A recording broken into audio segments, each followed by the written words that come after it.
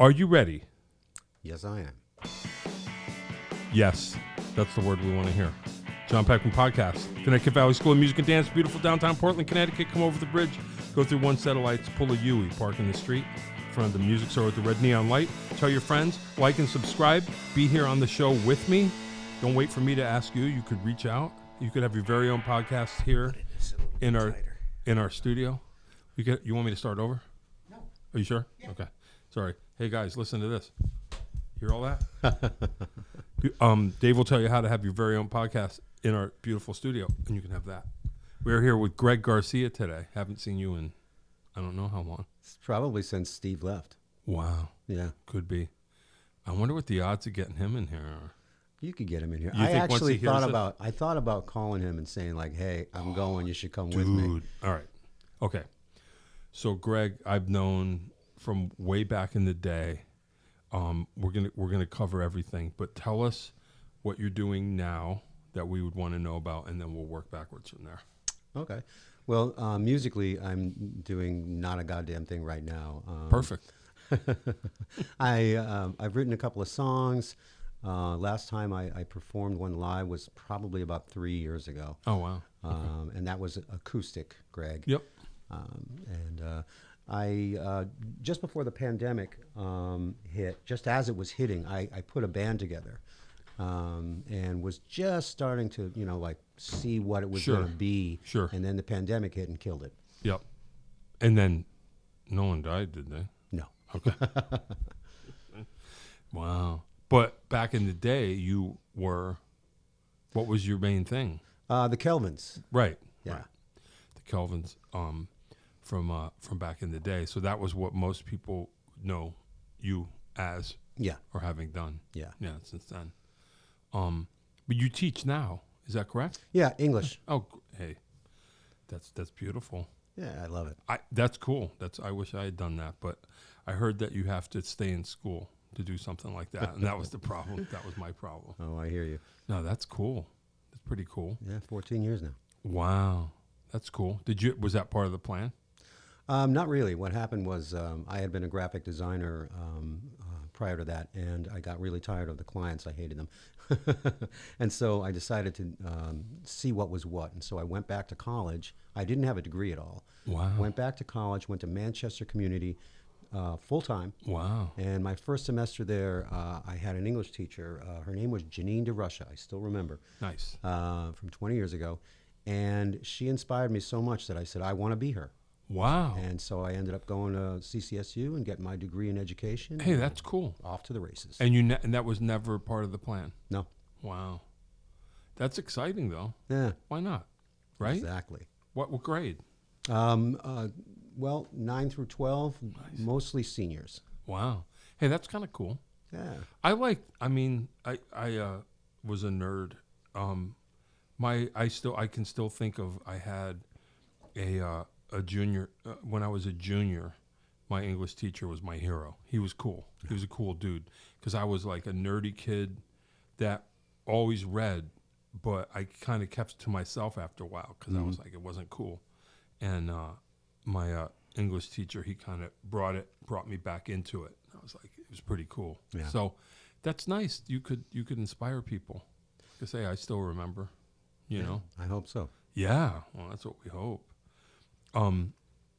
But musically, you're like a guitar player, Singer, guitar player, yeah. singer, guitar player, and writer. Yep. All that stuff. Yeah. Yeah, cool. How did it all start?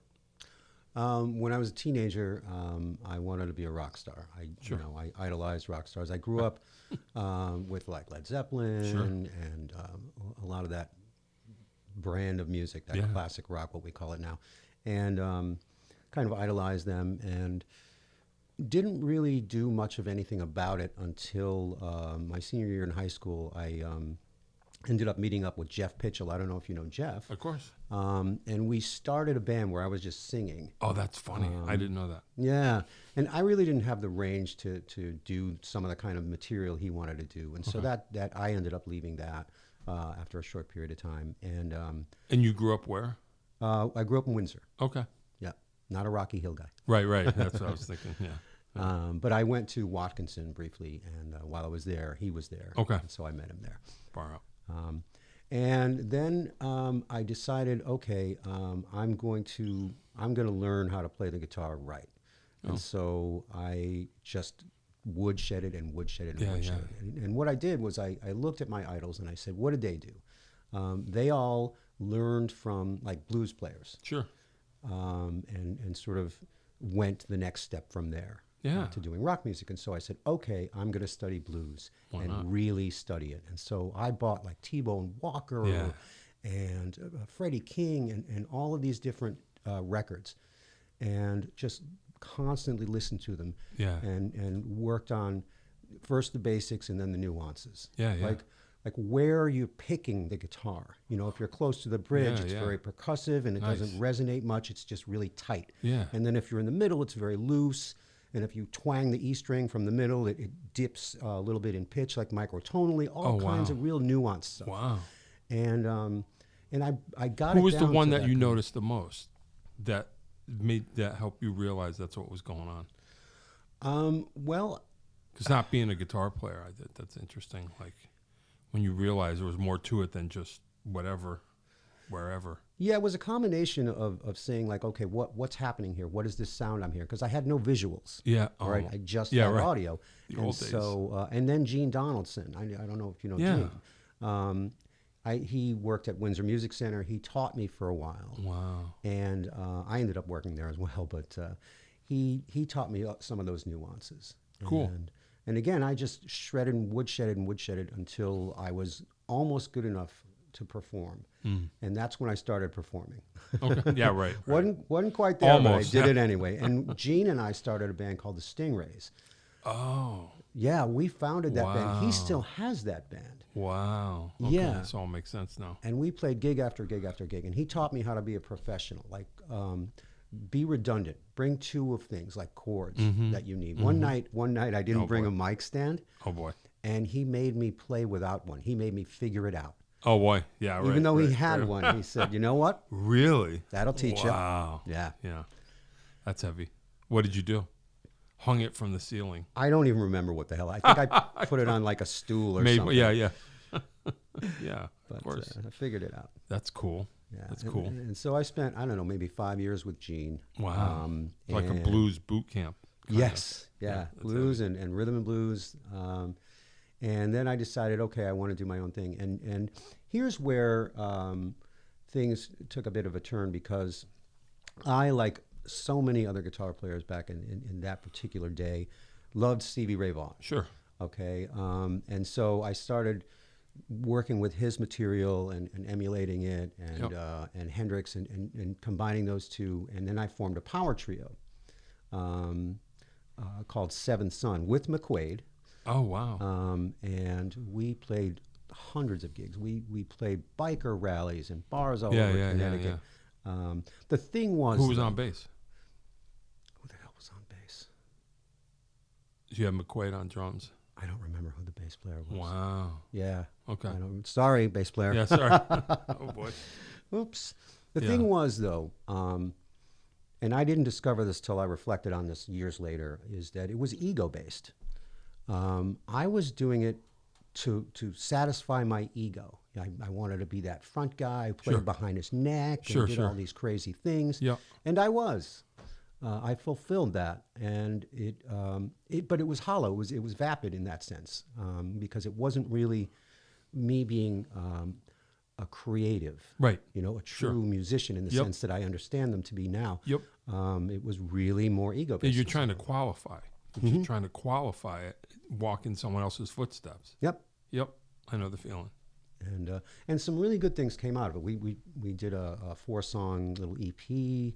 And the songs were good. I wrote, some original songs along the same lines, like a blues rock kind of a thing. And we actually performed live, and this was at Black Eyed Sally's when it was a smaller place, a version of the Lemon Song by Zeppelin that Steve actually got the licensing from Atlantic Records to do this and record it. And we recorded it live, and I tried to find it to bring it here to play it. But why? Led Zeppelin didn't get the licensing.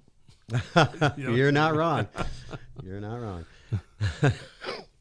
But I did a whole podcast, audio podcast of all the. I mean, I don't care, but I track down all the things. Now people do this on YouTube now. Yeah. All the things that Zeppelin ripped off, which I don't.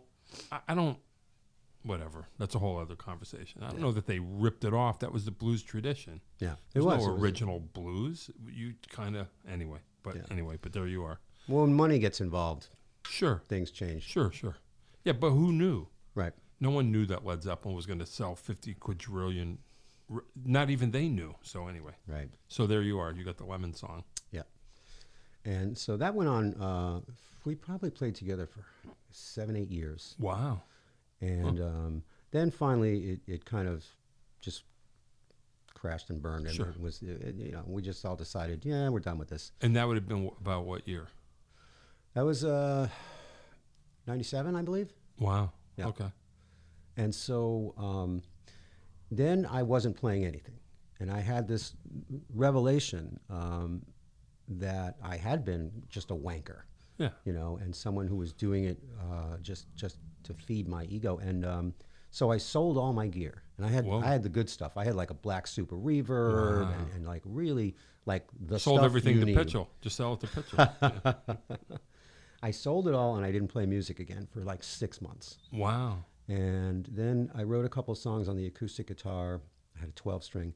And I went to an open mic and sat in on the open mic, played a couple of things. And this was the Acoustic Living Room.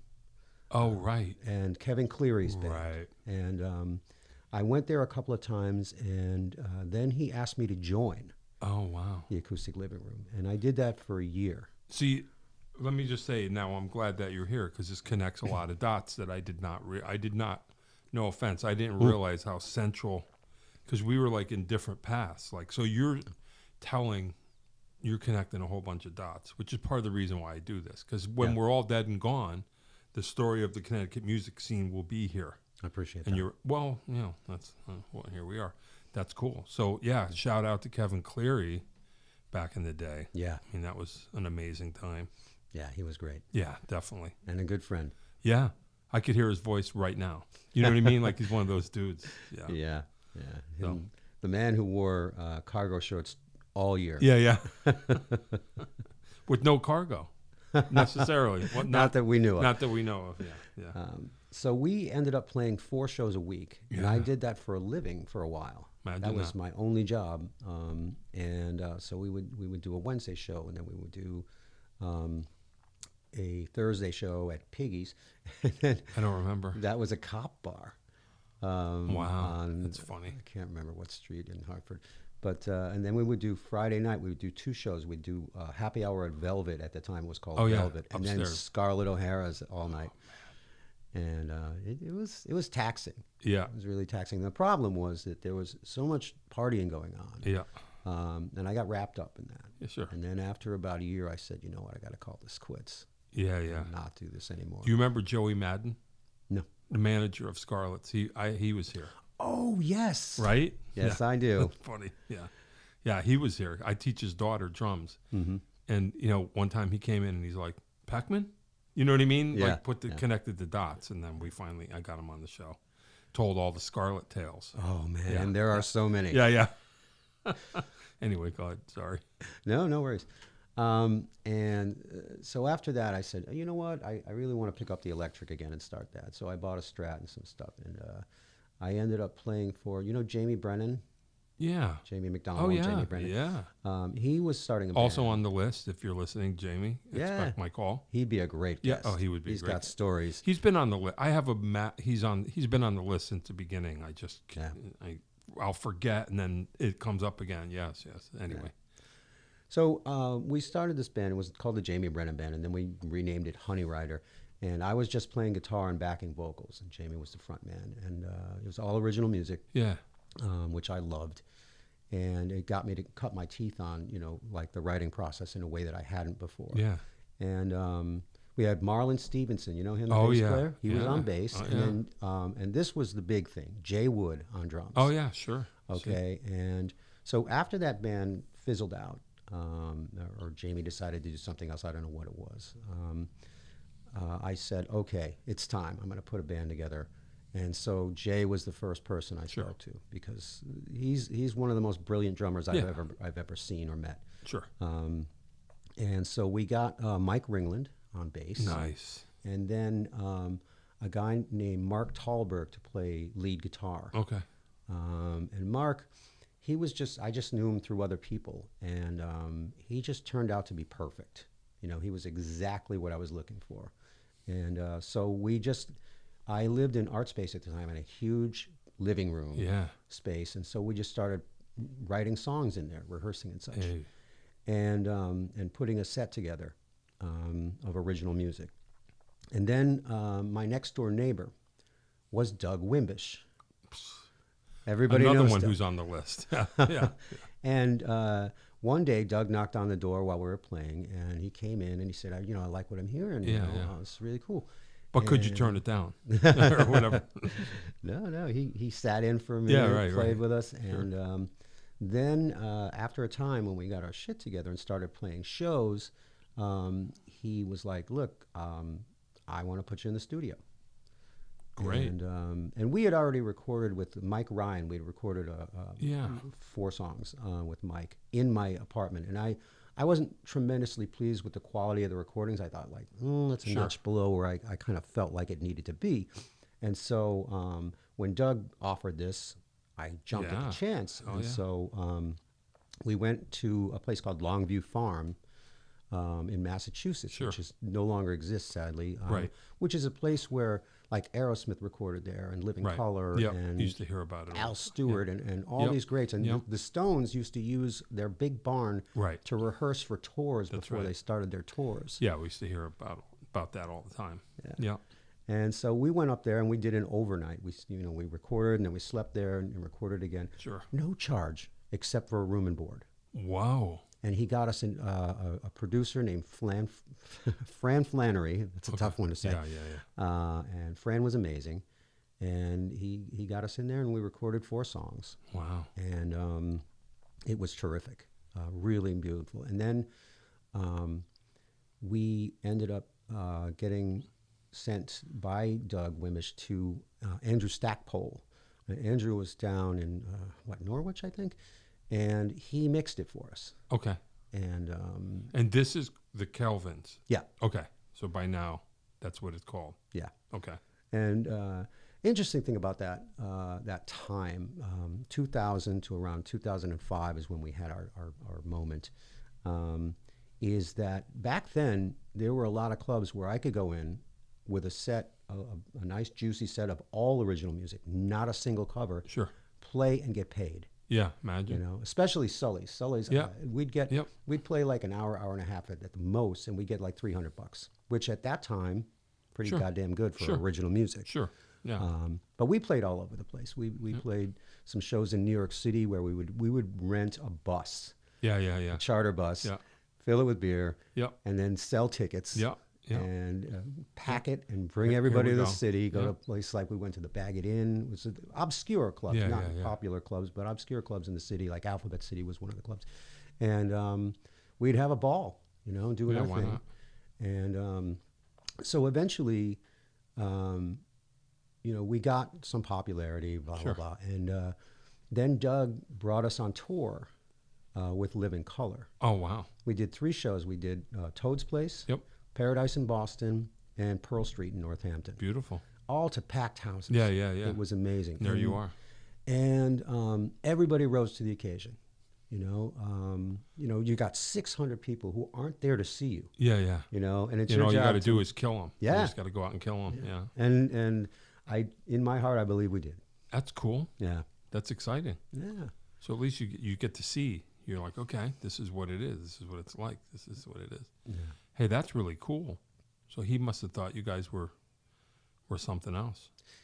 Yeah, I believe he did. Yeah, I do. And I was, and excuse me, I had just had my daughter, Jay, and so that was like a thing I had to think about in terms of like, is there going to be a next step? Sure.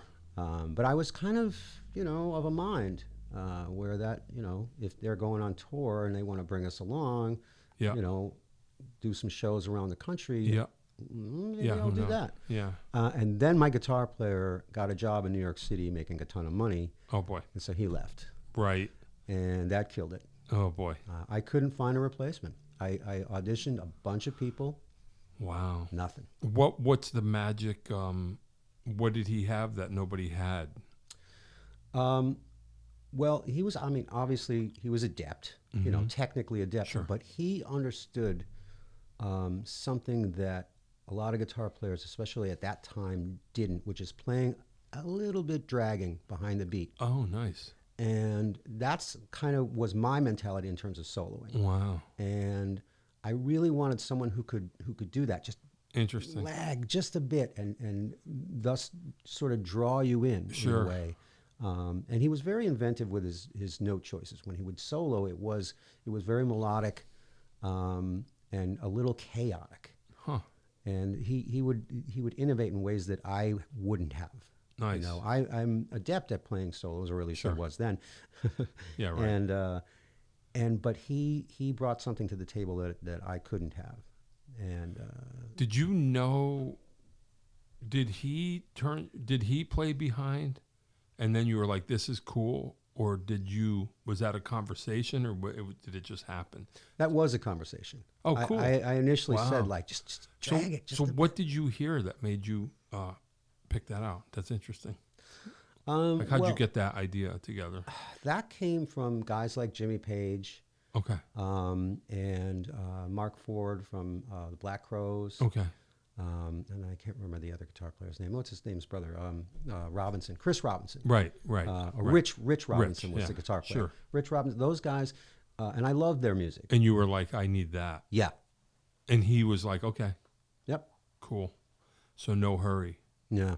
Wow, that's interesting. I would never think of that.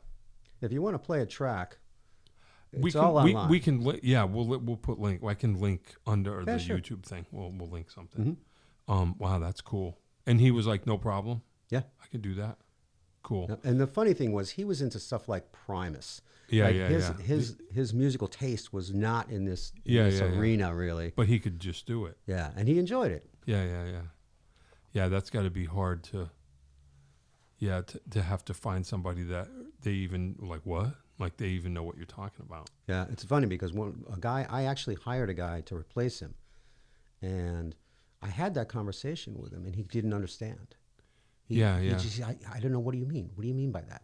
Yeah. And he just didn't get it, and he played one gig with us and quit. Oh, wow. Yeah, because he just wasn't right, and we all knew it, and he knew it. Wow. He's a good guy, but just wasn't right. Yeah. Huh. That's kind of wild. So then that was that. You just like, I'm not going to find anybody that's going to know how to do that thing. Yeah. Wow. That's a drag. Is he a billionaire now that he left? And I'll ask him. I could use a loan. Yeah, right. Yeah. Exactly. Hey, well, that's pretty cool though. I mean, at the very least, now that we're kind of older, and I don't know, that I guess we didn't do what we fantasized that we were going to do, I guess. But if you get the support and kind of approval of someone like Doug Wimbish, you kind of feel like, okay, so I was kind of the real deal. Then the rest is just biz and opportunity and luck and all that other stuff. Yeah. Right? Yeah. You can just feel like, okay, I wasn't wrong about, thinking about what you were capable of. It's just how much of the other stuff can you control? Mm-hmm. You can't, who knows? Yeah. I still to this day feel like our best music was ahead of us. Okay. That we had tapped into something that we really had. There was a lot more room to explore. Yeah. And how would you characterize it, the music, even though that's impossible? I would say it was as influenced by classic rock as it was by some of the things that were going on at the time, like Stone Temple Pilots and Pearl Jam. Yeah. Those kinds of bands that were definitively rock bands. Yep. But that had were exploring some different kinds of ways of working with sound and with chords, especially with chords.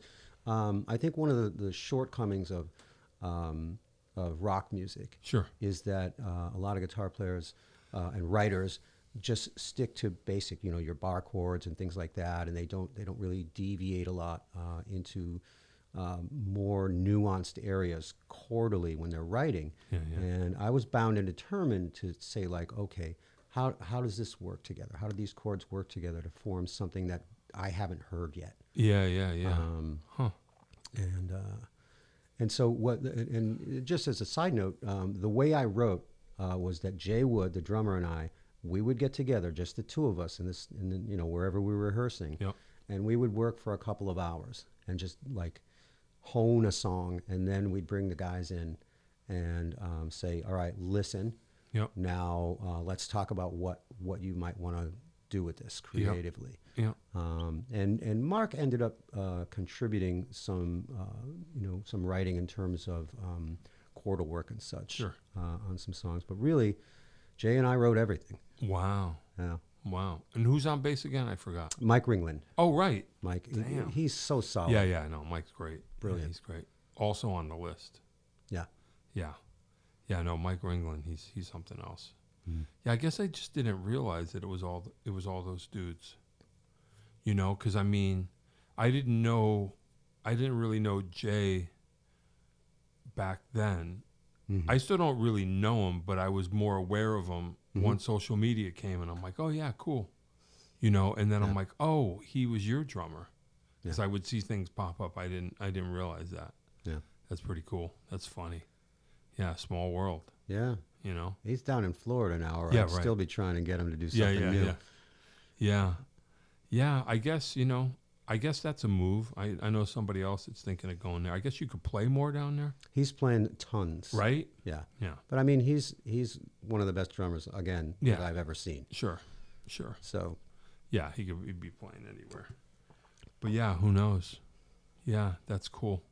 So, but sadly, that was it. You were like. For that particular band and that iteration, yeah. Yeah. And so I took a little time off, and then decided to put a new band together called Jet Black Jane. Oh yeah, okay. Yeah, and we did about, and so I wanted to put together a monster roster, and so I got Travis Lamoth. You know Travis, the drummer. Yep. Another brilliant drummer. Another one. Yep. And I got Ellen Lalicata as a singer. Yeah. Actually, no, I'm sorry. Angela Grano was the first singer. Angela Grano was the singer. And then I had another by guy. the way, anybody that hears your name in this podcast, reach out. Because I'm already like, so go ahead. Yeah. For some reason, I cannot remember the name of the other singer. I had a guy singer. Okay. And it just blew right out of my head. Uh-oh. But he had this stellar voice. He could hit notes that I can't even dream of, like, and on pitch. And Angela's Angela. She's an amazing singer and very creative. And so we put a band together, Jet Black Jane, and started writing songs. And whereas with the Kelvins, one of the main goals I had with the Kelvins is anytime we record something, it's going to be exactly the same live. So I'm not going to put a bunch of dubs in and orchestrations and things like that. So what you hear on the record, you are going to hear that live. Okay. And that worked out. It really was. So a limitation, like the arrangements are just going to be these four people. Yeah. That's cool. Now with this band, I decided I'm just going to write and play guitar. I'm not going to sing at all. Wow. I'm just going to let those two go at it and sing. And the limitation that I put on this band was that I wanted to emulate, I wanted it to be like that band from the 70s that you've never heard. Yeah. Is that you, Dave? Yeah, sorry. All right. That's catchy at least. Yeah. Holy crow, that's loud. All right. Welcome back. Yeah. And so, it had a kind of a very Aerosmith vibe. Sure. In that sense. And the other limitation I put on myself was that I would never play a bar chord. Everything had to be like have a seventh note in it or something. There was always going to be some kind of shift to it. Sure. All right. I would do a little first, fifth kind of things like that. Yeah. But anytime I banged a chord, it was not going to be just a straight up bar chord. Huh. And because I'd heard enough of that, Yeah. and so we wrote a bunch of songs and played a bunch of shows, and it was good. And then Angela decided she was going to go to the next step in her musical career, so she moved out to L.A. Oh, wow. To do her thing. And so I was like, uh-oh. And so then I got Ellen LaLacata, who was a singer I had met years before, and who had I think it was called Cats Like Angels was the band name. And she has a brilliant voice and is very creative, as I said. And she joined up in Angela's place and did an amazing job in her stead. It was slightly different, obviously, but she was on it. And we continued. We did this for it was a total of about 3 years. Wow. We did this. I can't remember why it broke down or why we ended it, but it was amicable. It's always amicable. Sure. Except with McQuaid. Right. Yeah. That's funny. Yeah. And so then I was bandless again and didn't know quite what to do, and so I took a little time off. And then I said, okay, I want to do sort of an acoustic-based band, with a full band, but with instead of electric guitar, I want to use acoustic guitar and then maybe some electric soloing over it. And so I put that together, and it was with Jay Wood and Mike, the rhythm section from the Kelvins. And so I said, cool. And I got a guy named Eric Groenstein to play acoustic guitar, and I was just going to write, sing, and play solos. Cool. And we did rehearsals. We wrote some songs, and then we did a gig, and another gig, and then Mike and Jay said, you know what, we're really not into this. This is not what we want. Oh, wow. And so they left. And so I said, okay, cool. I'm not going to stop this. I'm going to keep going. So I grabbed Chris Phillips. You know Chris? No. He's a bass player. And I talked to him, and I said, he's a cello player as well. And I said, instead of bass, let's do cello. Oh, wow. And I grabbed a guy named Mike Clancy, who was doing like Celtic music and stuff like that, and he became a percussionist. Oh, wow. And so we had him on this makeshift kit that he put together with like a cajon as a bass drum and such. And we started writing and recording that stuff. And again, it was really me reaching in a different musical direction. Okay, I want to write these kinds of songs now. And so we did, and then we played a whole bunch of shows together. And then Mike Clancy decided he didn't want to do it anymore, and so I got Travis Lamothe to come back in, and he played drums, and then we recorded with him. And it was, And that's called? the EP was called Miko, Meeko. And the band is? The Kelvins. We just kept calling it the Kelvins because we had named it that anyway. Oh, and so it's like Kelvins 2.0, so but we just call acoustic it the Kelvins. Kelvins or whatever. Yeah. Okay, yeah. I got you. And that lasted 5 years. Wow. Maybe. Holy cow. Yeah. We did a lot of shows and had a really good time. We did things like art gallery openings and stuff like that. And clubs. Yep. But then that just kind of fell apart and went away. And after that, no bands. That was the end of me having a band. Yeah, and yeah. So after that, I just did a bunch of like solo acoustic and then like songwriters in the round kind of a thing. And I played less and less publicly. Yeah. And that brings us to now. Wow. Huh. And then who knows what's next? Anything? You don't know. Yeah, I don't know, but I really want to put another electric band together. And so I'm looking across the table here and I'm thinking, wow, I really need a good drummer to do this right. I got spoiled. I got really spoiled by having brilliant drummers, Jay and Travis and McQuaid for blues. Yeah. He's a killer. Yeah. He wouldn't be the guy to play with the Kelvins, but for Seventh Son, he was brilliant. Yeah. Killer. Yeah. Well, who knows? It sounds like when you put something together, it's you got to have a concept, kind of. Sounds like. I kind of let that go when we did the acoustic Kelvins. I just said, all right, the only difference here is that there's not going to be banging electric guitars on rhythms. You know, it's going to be acoustically based in that sense. But the songwriting, there really was no limitations on it. You know, I just said, all right, what can we cook up? Yeah.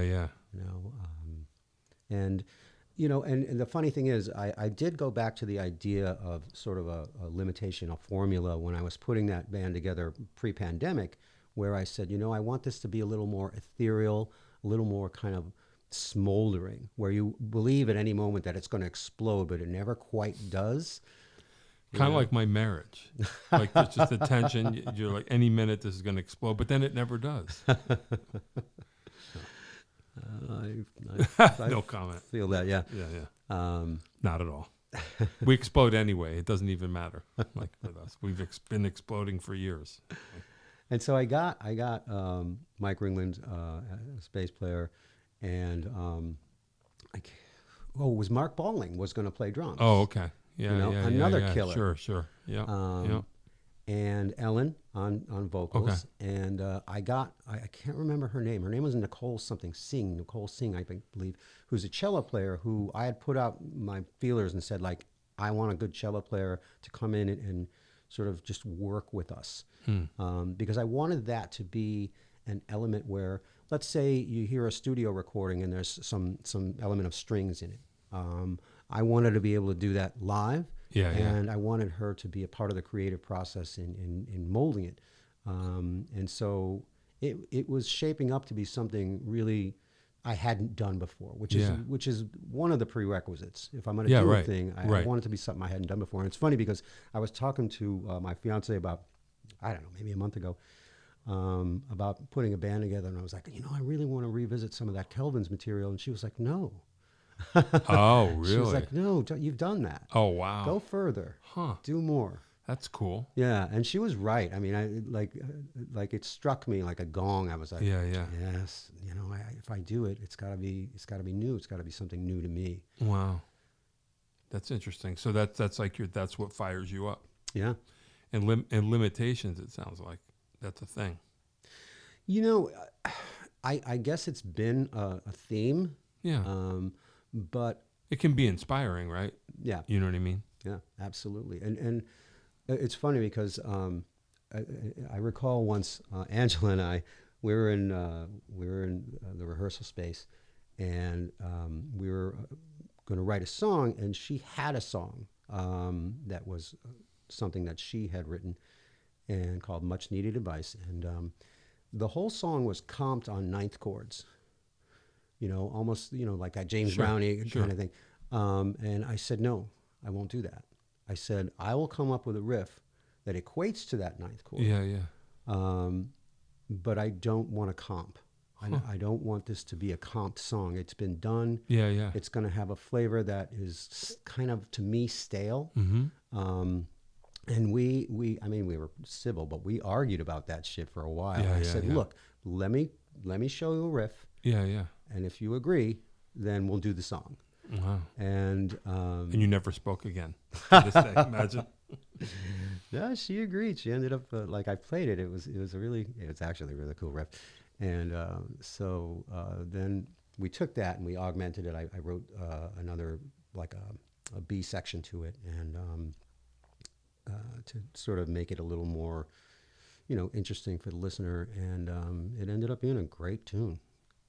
Yeah, that's cool. But and that was again. But if you just comp the 9 chords, it would sound like anything. Yeah, to me. Sure. Maybe it would have been cool, but I just wasn't there for it. Yeah. And so those limitations. I guess part of that is that I guess I've always been the songwriter in every project I've done. I would love to find a person or persons like Jay Wood, for instance, who would be a collaborator. Jay and I were collaborators all the way. Yeah. He would tell me, try this, and I would tell him, oh, can you do that? And we spoke each other's language completely. Yeah. But now I feel like, okay, maybe I missed out on some opportunities by not bringing more collaboration into the mix. Huh. Yeah. I guess there's only one way to find out. Yes, indeed. Yeah, that's cool. That's interesting. When did you first decide to be a writer, that you were like, I'm going to write songs? Well, probably around the time that you were like, okay, I've done the blues thing. Well, yeah, and I wrote some songs while we were doing the blues thing with Seventh Son. I wrote some songs that we ended up performing, but they were not my songs. They were me saying like, right, what fits this genre, sure. And how can I be slick about it? Yeah, yeah. And it was still because I didn't understand what it was to be a creative. Yeah. At the time. I was really an emulator, and I was a show off and Sure. this and that. But after that ended, that blues phase, then I wrote a song, and I wrote another song, and I said, okay, now I'm starting to understand what it is to sort of reach out into the void and pull in something that I want to hear, that makes me, that moves me. Right. I've heard it said before, like I want to write the album that I want to hear, that I haven't heard. Yeah, sure.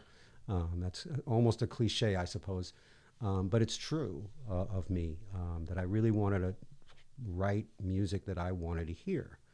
Now everything's derivative, obviously. Sure. So I wasn't, I wasn't remaking anything. Wow.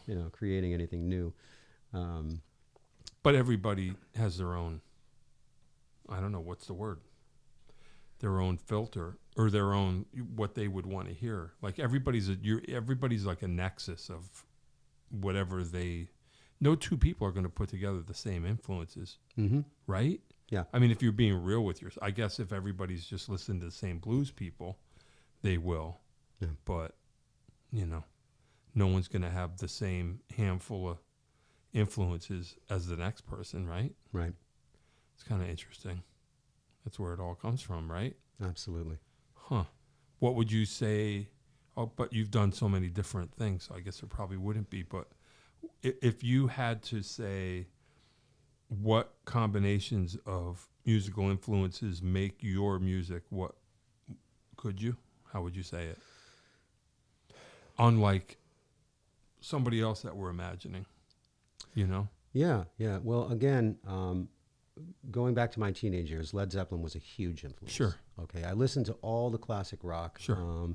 And filtered it, and I found that Black Sabbath is cool, but they're too basic for me. Sure. They're sticking to this very simple formula in terms of what chords they're using and Sure. how they're using them, and the rhythms are very basic. Even bands like Deep Purple, I was like, okay, but Sure. it just isn't escaping, and that's what Jimmy Page and John Paul Jones did, is they escaped the territory that they started out with, Sure. which was just Yep. a lot of blues based stuff, and they did things like Four Sticks, and Yeah. things like Sure. Cashmere. Yeah.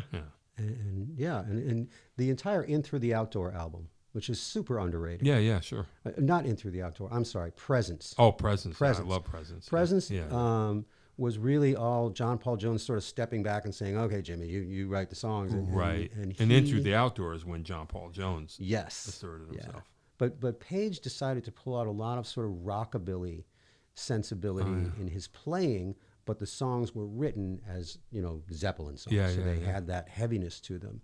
But the finesse in terms of the writing was just genius as far as I'm concerned. I still listen to that record, and I don't listen to Led Zeppelin anymore because it's all so Sure. played out in my mind, except for that record. I will listen to, Royal Orleans and songs like that and just be turned on. There's one that, is it, I get confused. There's and then there's that's Aerosmith's entire career in that one song. Yeah. To me. Yeah. You know what I mean? I'm just like, this is the whole thing. I feel that. That's got to be. There's Hot Sound for Nowhere. Yep. And Royal Orleans. I get those two. And then T for One. And, I love that. Yeah. Yeah, that whole record, except for the last track, that really long track. Achilles' Last Stand, I think it's called. Well, that's track 1. T for is it really? Yeah. You must have had it. That's wrong. That's the only track that I was just like, nah, it's okay. You know, Achilles' Last Stand. Yeah, and that's probably the entire basis for Iron Maiden's career. Yeah, right. That song. Yeah, sure. That's funny. But, I'm down with Presence. Then what happened was, I had left the blues phase, and I was just sort of listening to a lot of music, and I was listening to, like modern rock radio, and Stone Temple Pilots hit me, and it was that song from the Crow soundtrack. It was a slow tune. I can't remember the name of it, but it was slow and heavy, and it had some great chordal work, and it had slide guitar in it. Yeah, like Big Empty or something. Is that what it was called? Yeah, I think it was. Yeah. I think it was. And that song really spurred me as a writer to say, like, that's a direction. That's a thing that is going to be in the back of my head as I'm sort of figuring out who I am as a writer. And it's funny because I go on different binges when I'm as a listener. Well, we're going to get to that. Oh, okay. Yeah. All right. I won't go down that road yet. But lately I've been on a Stone Temple Pilots binge. I just found the album number 4. Yeah, I don't know them that well. No. Well, the album number 4 is obviously their 4th album. Yeah. But they had matured a lot, Mm-hmm. and had really decided to try new things and be themselves, not just as a power, rock band, which is what their first 2 albums were. But that band was a big influence early on. I didn't want to like steal from them. Yeah. But their mentality, in terms of trying to work with different kinds of melody over chord progression, to get something that you wouldn't otherwise feel. Yeah. Emotionally. Yeah. Yeah, I'm going on I'm on a Radiohead jag lately, and I just can't figure out some stuff. Are you into them? I love them. So here's my problem. I love the Bends, Mm-hmm. and I love Kid A. Mm-hmm. OK Computer. I just can't. I can't. Really? I've been listening to it nonstop, and it just flies out of my head because I think I can't hang something. I can't relate it because it's so. It just goes in so many different directions. I can't keep track of it, and it's funny. It just goes out of my head. Okay. And I'm just saying because it just reminds me of what you're saying, that it's not really derivative of anything. So I can't latch it onto something. Whereas like the Bends, I go, oh yeah, this is like guitar rock. Mm-hmm. And Kid A, I was into electronic music at the time, so I just say, okay, sure, this makes sense. Yeah. But OK Computer, it's like a dead zone. I hear how great it is, but I can't. And it might be because what you're saying, it doesn't throw any of the normal cues. Mm. So I don't know what to make of it. But maybe that's good. I get that because that for me that was like Beck. Right. Beck's earlier albums, I just ate them up. And then he came out with the album Colors. Oh yeah. And I bought the album, and I just couldn't. I just wasn't feeling. Yeah, I said, "This is not the Beck I know." And after a while, I put it away and listened to other stuff, and I came back to it after months, and all of a sudden, it just clicked. For me, Sure. And I was like, "Now I get you." Now sure. I get it. Yeah, I'm sure that could happen. Well, it just reminds me, like you say, just trying to make something new. Mm-hmm. And that's kind of like with OK Computer. I just go, well, it's new. It doesn't go anywhere that you think it's going to go. Yeah. And I guess that's it. Like, that's the feeling. I can't wrap my head around it. It's interesting. Anyway, we're getting close. So wrap-up questions. Is there anything we did not talk about that you want to talk about? No, not really. I think we pretty much covered it. I will say this, that when I was younger, when I was in my 20s, I went to school for music for a little while. I ended up at the Harvard Conservatory, and I had Norman Johnson as a teacher, and Dave's nodding. and Dave Santoro. I Yeah. don't know if you know Dave Sure. Santoro, the bass player. And so it was a jazz school. And, they tried to teach me to be a jazz player, and I did not have the discipline. And I didn't have the mindset for it Yeah, either, yeah. because you have to be a creative to really explore jazz. Yeah. And so I never really listened to much jazz for Sure. years and even decades. And then I met this lovely woman whom I'm engaged to, and she brought me to a club on the Upper West Side called Smoke. She had lived in the city for like a decade. She went to college there, Juilliard and such.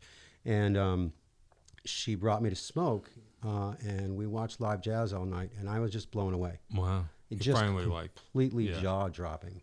Yeah. And we went there a second time, and a different band, but again, same result. Wow. And so now I love it. Hey, that's cool. It's not necessarily like I'm going to go out and buy a bunch of jazz records, Yeah, because yeah. I'm so lost in a sea of jazz that I don't know where to begin. Right. I know. I feel the same way. But live, it's just it's explosive to me. Yeah, that's cool. That's cool. Yeah, that's always fun. It never ends. You always find something. Desert Island albums, a handful. Desert Island, you bastard. You know what I mean? Yeah. Okay, let's see. Black Crowes, Amorica, Oh yeah, sure. brilliant Yep. record. Yep. Again, Presence. Yep. Sure. The fourth and fifth Stone Temple Pilots records. Okay. The fifth one being Shangri-La Dee Da. Okay. Both brilliant. I would say just anything Marvin Gaye. Oh yeah, sure. And again, this is where my partner really has sort of brought me and said, like, women are brilliant writers and performers as well. Like Erykah Badu, Yeah, sure. and Lauryn Hill. Yeah. I'm on a Patti Smith jag right now. Yeah. Yeah, yeah. And again, Fiona Apple, that record, she Sure. really brought that to my attention. And so Which one? the most recent one, I can't remember. Oh, it came out that you did at her house. The Bolt Cutters. Insane. Yeah. Fetch the Bolt Cutters. Fetch the Bolt Cutters. Yeah. Yeah. My wife's Yeah. a big fan. In Yeah, her apartment. crazy. Yeah, Yeah. it's a crazy record. Yeah, we both listened to that. It came out right when we were in lockdown. Came out. And my wife's a big fan, and we both listened to it at the same time. It was like, I've never heard anything like this. This is crazy. Yeah. Yeah. Cool. And I would probably bring Dark Side of the Moon just because you got to have it. Sure. Sure. Yeah, definitely. Yeah, that sounds about right. So what's the curriculum? What do you teach English at senior level? What's the thing? Well, this year I've been teaching Capstone, which is a different course. It's a full year senior project where you actually find something that's socially relevant that you really care about. Yeah. It might be homelessness, or it might be food insecurity, things Sure. like that. And you create a whole project around that where you actually do an action. Wow. And then you teach people about it in a presentation. But when I was teaching English, what I did was I wrote a course called Contemporary Literature. Oh, wow. And when I wrote that course, I wrote it because I had a very diverse population of students, and they were all reading white men from the mid-20th century. Sure. And I said, we gotta stop that. Yeah. Enough is enough. And so I went and talked to some people and looked at some different books and found a lot of contemporary books written by people of color and Sure. by women. Sure. And I put that all together into a curriculum, Wow. and that's what I was teaching. Hey, that's cool. Yeah. That's wild. Yeah. Instead of just, we're going to do Faulkner now. Yeah, exactly. Yeah. Yeah, that's cool. Yeah, that's exciting. You get to write your own curriculum. Well, I've had, in recent years, a lot of leeway in terms of that. They're saying, like, these are the skills we want them to come away with. Yeah. It's up to you to sort of, So you can present inject it. your, yeah. Yeah. That's really cool. yeah, That's exciting. it is. Yeah, why not? Yeah, I'm trying to think of what, I don't remember. I remember junior year was poetry. I remember that in my school. I was like, oh, okay, cool. That's interesting. I don't remember what we studied senior year, but by then I was already into my own thing. Yeah. So, And I infuse a lot of poetry and short stories Yeah. into it because it's like a novel is a daunting thing for a teenager. Sure. You look at 250 Sure. pages, Sure. 300 pages, and you're like, no, mister, sure. I'm not Sure. reading this. Sure. Yeah. But if you're peppering that with a lot Yeah. of shorter pieces, Yep. Yep. that keeps them engaged. Yeah, that's cool. Desert island food. Desert island. Yeah, food. I always find it interesting. Oh, I don't know man. why. This is a raw subject for me. Oh, boy. Because I was about to start ketosis, and Yeah, Dave. and then last night we were like, let's get pizza. Yeah. And so Yeah. I suppose because I'm on a desert island and no one's gonna care Right. if I'm a little overweight, then Right. I'm gonna go for some pizza. Yeah. I love Thai food. Okay. And she loves sushi, so I'll have to throw some sushi. Yeah. on that. Yeah. It sounds to me like she's kind of running your life a little. No, she's not running. No my life. Kelvin's music. You're getting into jazz. Now you're eating sushi. No, she's been a tremendously positive influence. I'll That's tell awesome. you that. Hey, And she's smarter than me, so that wow. helps. Hey, that's always cool. Yeah. Yeah. That's funny. Yeah, I don't know. Yeah, my wife, I was saying, we've been together 28 years. I don't know if you guys are like this. Like, we're just each smart in a different way. There's some ways I feel like she's way smarter than me, and I think she would say vice versa. But somehow you put them both together, and it's like, okay, we can actually get stuff done. I just think it's funny. We have less alike than we do in common, but it doesn't matter somehow. I don't know how that works. Yeah. But anyway, who cares? A show, a concert that you saw that changed your trajectory immediately. Can you think of one or two that you were like that? I would say one would be Black Rebel Motorcycle Club. Oh, wow. Yeah. Not super well known. Yeah. I saw them at Toad's Place, and then I saw them up at Boston at House of Blues. And there was something about them. They're three pieces. Yeah. They alternate between bass and cello, or rather stand-up bass Yeah. and bass. And they're a rock band, but there's just something about how they work a melody and the atmospheres they create with so little to work with. Huh. Limitations again. Yeah, that really hit me. That's cool. And I ended up doing a couple of covers of their stuff when I was doing the acoustic Yeah. Kelvins. Yeah, I know. I'm trying to remember. They passed through my world at some point, but I can't remember when or what exactly. But yeah, I remember them.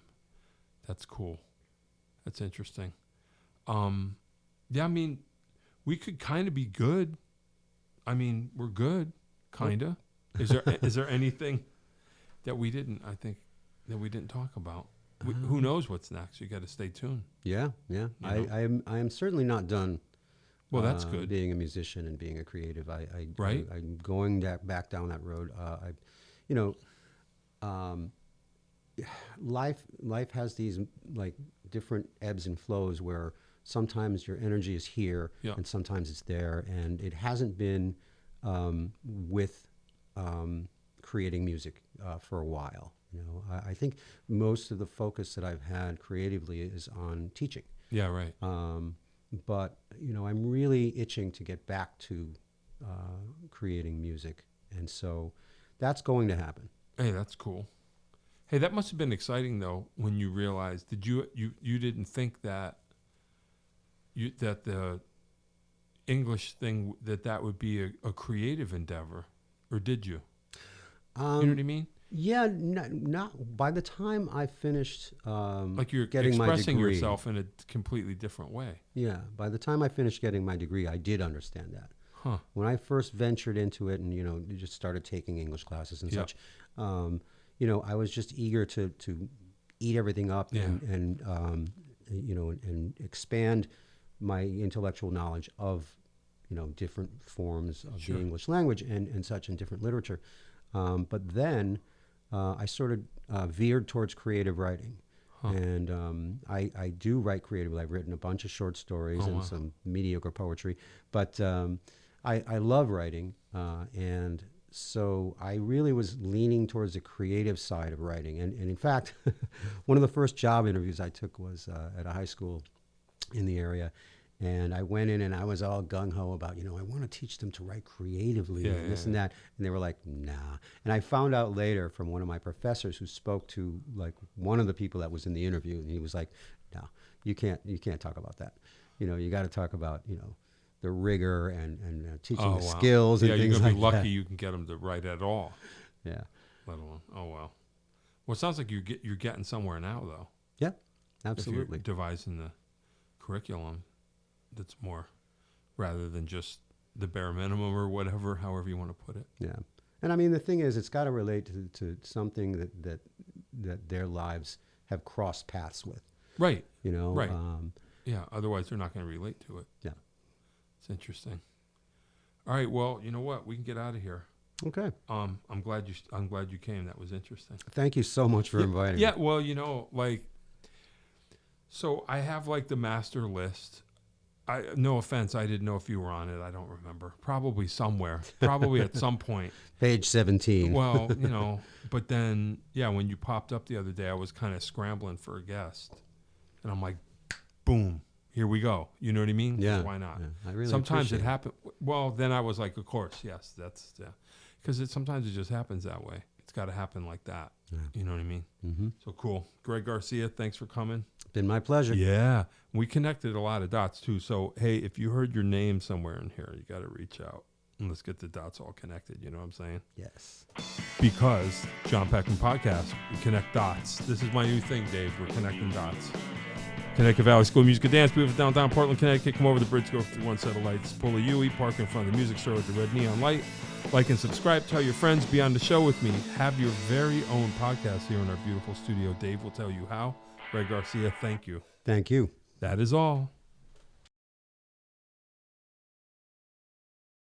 If you'd like to start your own podcast, give us a call at Connecticut Valley School of Music and Dance.